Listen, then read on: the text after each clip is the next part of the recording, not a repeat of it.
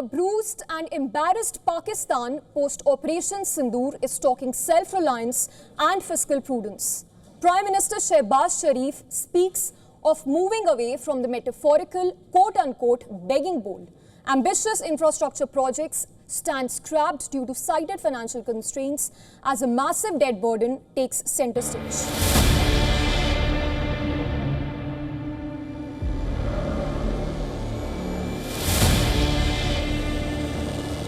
The Pakistan Prime Minister speaks of his country turning a new leaf, of mending old ways.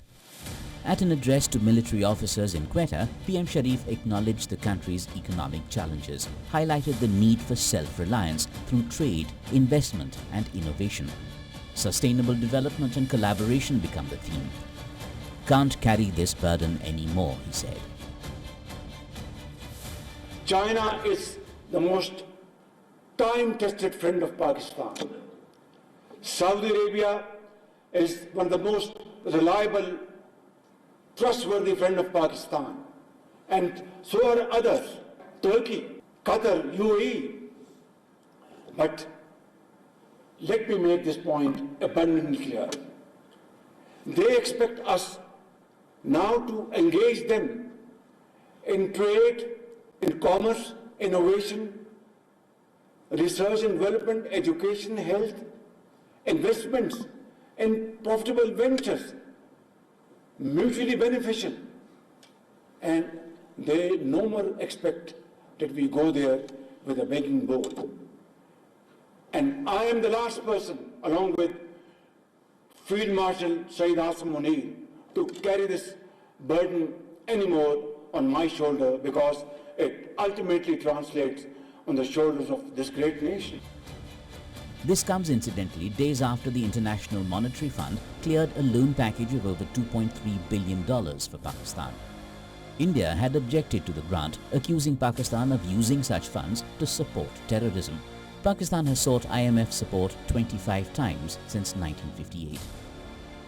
The natural resources, human resources, Allah Almighty has blessed us with, we must make full use of it and deploy them for these very profitable ventures.